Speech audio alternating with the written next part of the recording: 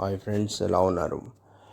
Welcome back to cinema కథలు channel. నా పేరు హరీష్. మనం ఇవాళ డిస్కస్ చేయబోయే సినిమా పేరు చిరంజీవి, విజయశాంతి, సుహాసిని, రావు గోపాలరావు మరియు రాజేంద్ర ప్రసాద్ గారు నటించిన 1984 మూవీ ఛాలెంజ్. సినిమా స్టోరీ ఎంత మంచి అద్భుతమైన వెబ్ సిరీస్కి సరిపోయే స్టోరీ అయినప్పటికీ 1984లో మాస్ మసాలాకి దట్టించి చూపించాలనుకున్నారు కాబట్టి ఇది ఆ ఫ్లేవర్ని మొత్తం మిస్ అవుతుంది. సినిమాలో ఎంత మంచి స్టోరీ ఉంటుందో ఆ స్టోరీ అంతా గబ్బులైపోయారని చెప్పొచ్చు. సినిమా స్టోరీ విషయానికి వస్తే, టైటిల్స్ పడుతున్నప్పుడే చిరంజీవి పరిగెడుతూ ఉంటాడు అర్ధరాత్రి. ఇంత అర్ధరాత్రి 12ంటికి ఎందుకు పరిగెడుతున్నాడా అంటే, వాళ్ళ మదర్ ఒక హాస్పిటల్లో చేరి ఉంటుంది. తనకి మందులు కావాల్సి ఉండి డబ్బులు లేవు ఇతనికి. అందుకనే బస్కి ఆటోకి పెట్టే డబ్బులు కూడా లేక పరిగెట్టుకుంటూ వెళ్ళి మందులు తెద్దాం అనుకుంటుంటాడు. ఇంత కష్టపడే ఆ మందులు పరిగెత్తుకుంటూ తీసుకొచ్చినా కూడా వాళ్ళ మదర్ చనిపోయి ఉండటం తెలుసుకుంటాడు. సో అర్ధరాత్రి కాబట్టి మార్నింగ్ వరకు కూడా ఉన్నాక మాత్రమే మార్చరీలోంచి శవాన్ని తీసుకెళ్ళాలి. అందుకోసం వెయిట్ చేస్తున్నప్పుడు సాయి కుమార్ వచ్చి, అక్కడ వార్డ్ బాయ్గా పనిచేస్తున్న సాయి కుమార్ వచ్చి తనని 15 రూపాయలు ఇస్తే పొద్దుటి వరకు టీలు సిగరెట్లు తాగుతూ నేను కాపలా కాస్తాను, లేకపోతే నిద్ర ఆపుకోవటం కష్టం కదా అంటాడు. కానీ చిరంజీవి దగ్గర చిల్లి గవ్వ ఉండదు. మార్నింగ్ అయితే ఆ శవాన్ని తీసుకొని వెళ్ళి దహనం చేయాలనుకుంటాడు. కానీ వార్డ్ బాయ్కి ఒక ప్రామిస్ చేస్తాడు. ఏంటంటే, నేను నీకు కావాల్సిన డబ్బులు ఇస్తాను కానీ మార్నింగ్ ఇస్తానని చెప్పి. మార్నింగ్ ఆ హాస్పిటల్కి రావు గోపాలరావు అండ్ విజయశాంతి వచ్చినప్పుడు తన తెలివితేటలు వాడి చూపిస్తాడు. కానీ విజయశాంతి ఇంప్రెస్ అవ్వక తన మదర్ శవం కోసం 500 ఇస్తుంది. ఆ 500 కూడా సాయి కుమార్ ఎత్తుకొని వెళ్ళిపోతాడు. ఇది ఫస్ట్ హాఫ్. సెకండ్ ఫేజ్కి వచ్చేసరికి తన మదర్ శవాన్ని తీసుకొని దహనం చేసి వస్తున్న చిరంజీవికి దారిలో ఎవరో బ్రిడ్జ్ మీద నుంచి చెరువులోకి దూకి సూసైడ్ చేసుకుంటున్నారని చూసి రక్షిస్తాడు. ఆ అమ్మాయి పేరే సుహాసిని. సో తను ఒక చిన్న ఉద్యోగం చేస్తుంది. ఇద్దరు తరుముతుంటే వాళ్ళ నుంచి తప్పించుకోవటానికి వచ్చి అక్కడ దూకానని చెప్తుంది. తన ఇంటిలో తను ఉంటున్న పూరి గుడిసెలో చిరంజీవికి ఆశ్రయం ఇస్తుంది. తను ఆకలితో ఉన్నాను అంటే అన్నం వండుతూ పల్లీలు తినమని చెప్తుంది. పల్లీలు తినమని ఎందుకు చెప్తుంది అనే విషయం నేను ఎందుకు చెప్తున్నా అంటే, ఇక్కడే స్టోరీ మొత్తం బిగిన్ అవుతుంది. ఒక్కొక్క పల్లి తింటున్న తర్వాత ఆ న్యూస్ పేపర్ తీసిన చిరంజీవికి అందులో ఒక చిన్న యాడ్ కనిపిస్తుంది. అందులో రావు గోపాలరావు ఒక యాడ్ ఇస్తాడు. ఎవరైతే 3 రకాల యాడ్ ఇస్తాడు. ఒకటి, తన అమ్మాయిని పెళ్లి చేసుకునే వాళ్ళకి కావాలని. ఇంకోటి, మంచి ఉద్యోగం ఉంది, బాగా శాలరీ ఉంటుందని. ఇంకోటి, 250 రూపీస్ శాలరీకి అకౌంటెంట్ కావాలని. మూడింటికి గ్రాడ్యుయేట్ అయితే సరిపోతుంది అంటాడు. ఇందులో తిరకాసుగా ఉందని గ్రహించిన చిరంజీవి ఆ 250 రూపీస్ శాలరీ అనే జాబ్కి అప్లై చేసి దానికి స్టాంప్స్ అంటియాడు. దీనికి చిరాకు వచ్చిన రావు గోపాలరావు అతన్ని ఇంటర్వ్యూకి పిలుస్తాడు. కానీ తను ఉండే చోటు నుంచి 15 కిలోమీటర్లు ఉన్నా కూడా నడుచుకుంటూ వెళ్ళి ఇంటర్వ్యూకి అటెండ్ అవుతాడు. సో అదొక ప్రాక్టికల్ జోక్ అని చెప్పి రావు గోపాలరావు ఊరికే నిన్ను 15 కిలోమీటర్లు నడిపించాను, ఇంకా వెళ్ళు అంటాడు. దానికి తిరిగి చిరంజీవి ఇచ్చిన జవాబుకి దిమ్మ తిరిగిపోతుంది. మీకు మామూలుగా మీరు సంపాదించే దాంట్లో రోజుకి 10,000 సంపాదిస్తారు. అందులో ఒక 10 నిమిషాల ఖర్చు 250. ఆ 250 ఫీజు 250 మీరు చెప్పిన ఆ శాలరీ నాకు ఆల్రెడీ వచ్చేసినట్టే. So not it for tat ఎలా ఉంది అంటాడు. చిరంజీవికున్న ఆ తెలివితేటలకి ముగ్ధుడవుతాడు రావు గోపాలరావు. ఇంత తెలివితేటలున్న నువ్వు ఇంకా ఎందుకు నిరుద్యోగంతో ఉన్నావు అంటే, అందరికీ ఉద్దేశం డబ్బు సంపాదించడమే కాదు, ఆ లెక్కన డబ్బు సంపాదించడం పెద్ద కళ కాదు, నేను కూడా సంపాదిస్తాను, కానీ అందరి గమ్యం, అందరి లక్ష్యం డబ్బు సంపాదించడం ఉండదు అంటాడు. దానికి చేతకాని వాళ్ళు అలాగే చెప్తుంటారు అంటాడు రావు గోపాలరావు. ఆ లెక్క నేను 5 ఏళ్ళలో ఆ 50 లక్షలు సంపాదించి చూపిస్తాను అని పందెం కాస్తాడు చిరంజీవి. అయితే అలాగే సంపాదించగలిగితే నేను నీకు నా కూతుర్నిచ్చి పెళ్లి చేస్తాను అంటాడు రావు గోపాలరావు. ఇద్దరు అగ్రిమెంట్ రాసుకొని ఇంటికి వెళ్ళిపోతారు. ఇక్కడితో కథలో సెకండ్ ఫేజ్ అయిపోతుంది. థర్డ్ ఫేజ్లో అసలు చిరంజీవి సంపాదించగలడా లేదా అని చూద్దాం. రావు గోపాలరావు దగ్గర పెద్ద ప్రగల్భాలు పలికి ఛాలెంజ్ అయితే చేసేస్తాడు, కానీ మరి ఎలా సంపాదించాలనే ఐడియా ఉండదు. కానీ చిరంజీవికి తెలిసింది ఒకటే, గవర్నమెంట్ ఏదైతే చట్టబద్ధంగా నిర్వహిస్తుందో న్యాయానికి చట్టబద్ధంగా వ్యవహరించడానికి ఉన్న తేడా ఏంటో తెలుసుకుంటాడు. పేకాట ఆడటం న్యాయం కాదు, కానీ క్లబ్లో ఆడితే అది చట్టబద్ధం. బయట తాగితే అది న్యాయం కాదు, కానీ క్లబ్లో పబ్లో తాగితే అది చట్టబద్ధం. ఇలాంటి రూల్స్ అన్నీ తెలుసుకొని ఉంటాడు చిరంజీవి. సో ఈ రూల్స్ తోటే ఆట ఆడుకోవటం మొదలు పెడతాడు. తన దగ్గర రూపాయి కూడా ఉండదు.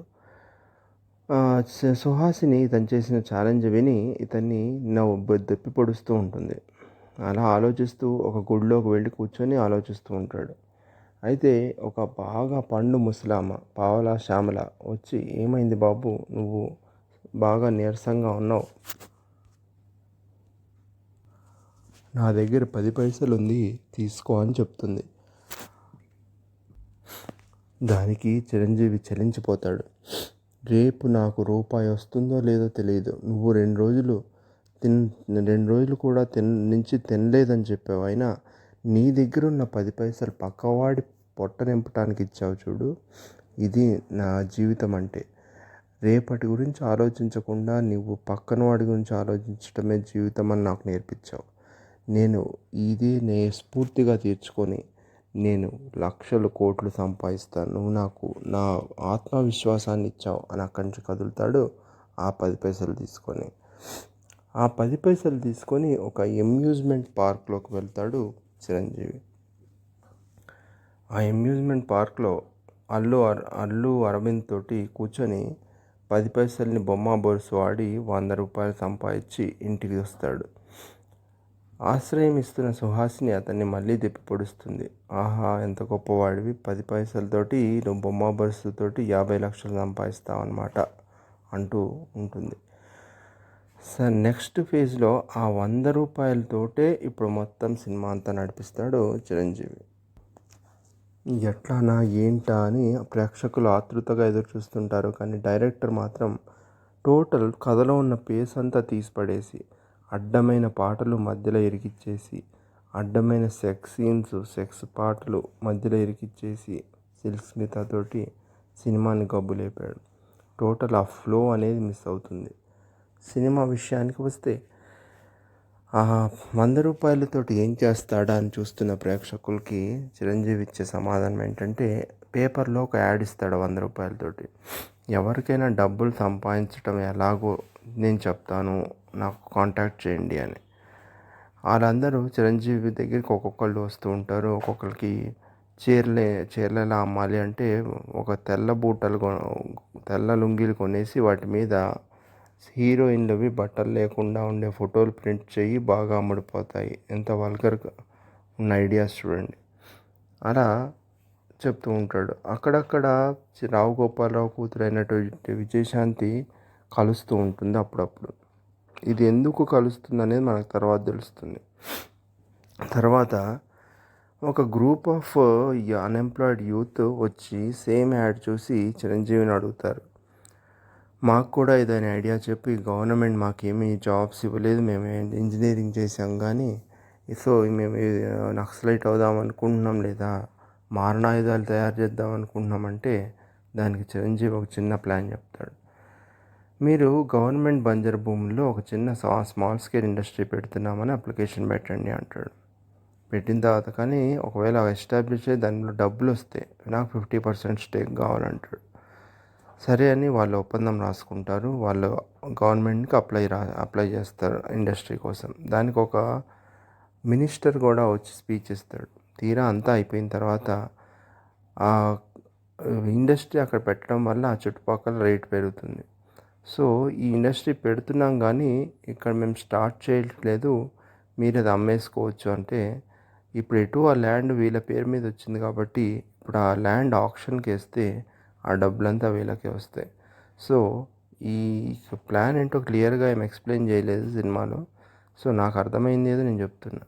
సో ఆప్షన్లో పెట్టేసిన తర్వాత ఆ డబ్బులు 20 లక్షలు చిరంజీవికి వస్తాయి. మామూలుగా అక్కడే విజయశాంతి నువ్వు ఇలా చేయబోతున్నావు నాకు తెలుసు, నీకు 10 లక్షల లాభం వస్తుంది అంటుంది. కానీ చూస్తే చిరంజీవికి 20 లక్షల లాభం వస్తుంది అని చూపిస్తారు. 20 లక్షల లాభంలో 50% చిరంజీవి స్టేక్ అంటే 40 లక్షలు వచ్చిందా దాని మీద అనేది నాకు అర్థం కాలేదు. కానీ చిరంజీవి అకౌంట్లో మాత్రం 20 లక్షలు వచ్చి ఉంటాయి. అంటే సంపాదిస్తున్న దాంట్లో హాఫ్ అమౌంట్ వచ్చేసింది. ఎన్ని తెలివితేటలున్న చిరంజీవి కావాలని రావు గోపాలరావు పంపించిన ఒక జియాలజిస్ట్ని నమ్ముకొని ఆ 20 లక్షలు తీసుకెళ్ళి ఒక మైన్స్ మీద ఇన్వెస్ట్ చేసి కొనేస్తాడు ల్యాండ్. ఈలోపు సుహాసిని ఇంట్లోనే ఉంటుంటాడు. ఆమెతోటి జరిగిన ఒక చిన్న గొడవ వల్ల ఆమె ఇది కాదు నాకు, నేను లాక్ చేసుకుని పడుకునేలాగా ఇల్లు కావాలంటే ఒక పెద్ద ఇల్లు కొంటాడు, దాంట్లోకి షిఫ్ట్ అవుతారు. ఆ గృహప్రవేశానికి విజయశాంతి కూడా వస్తుంది. విజయశాంతి ఇంతకుముందు కలిసినప్పుడు చిరంజీవి నుంచి ఒక వైట్ పేపర్ మీద సంతకం తీసుకుంటుంది. ఇది ఎందుకో తర్వాత చూద్దాం. నెక్స్ట్ డే అర్థమయ్యేది ఏంటంటే ఈ 20 లక్షలు పెట్టి కొన్న మైకా ల్యాండ్ పనికి మాలిన భూమి అని అర్థమవుతుంది. అదే ఇంకా రావు గోపాలరావే చేయించాడని కూడా తెలుసుకుంటాడు. కానీ ఏం చేయలేడు. తల పట్టుకొని కూర్చుంటే చిరంజీవి అసిస్టెంట్ ఒక అతను వచ్చి ఆ ల్యాండ్ అమ్మేశాను సార్, మీరు చెప్పినట్టే, ఇదిగో 5 లక్షల లాభం వచ్చింది అంటాడు. ఈ ల్యాండ్ నేను ఎప్పుడు అమ్మమన్నాను అని ఆలోచిస్తుంటే ఇందాక విజయశాంతికి సంతకం పెట్టించిన ఆ పేపర్ గుర్తొస్తుంది. ఆ పేపర్ వాడుకొని విజయశాంతి ఆ ల్యాండ్ అమ్మేలాగా చేసి ఆ డబ్బు తెచ్చి, అంటే ఇందాక వచ్చిన 20 లక్షలకి 5 లక్షలు ప్రాఫిట్, 25 ల్యాక్స్, ఇంకా 25 ల్యాక్స్ సంపాదించాలి. ఇది ఫస్ట్ ఐడియా బొమ్మ బస్సు. సెకండ్ ఐడియా 100 రూపాయలతోటి న్యూస్ పేపర్లో యాడ్. థర్డ్ ఐడియా వచ్చేసి గవర్నమెంట్ ల్యాండ్లో ఒక ఇండస్ట్రీ పెడుతున్నామని చెప్పేసి దాన్ని అమ్మేయటం. సో ఫోర్త్ ఐడియా వచ్చేసి ఈ మధ్యలో పాటలు చెత్త కామెడీ అయితే ఏమి ఉండదు. మళ్ళీ మా గొల్లపూడి మారుతీరావు సుహాసిని వాళ్ళ బ్రదర్ అని, అతని భార్య స్మిత అని, వాళ్ళు బేవార్స్గా తిరుగుతూ కొత్తగా కొన్ని ఇంట్లోకి వచ్చి కూర్చుంటారు. ఎంత క్లోజ్ అయినా సరే, ఎంత తోబుట్టువులైనా సరే బేకార్ అని తెలిసినప్పుడు ఇంట్లోకి రానియకూడదు.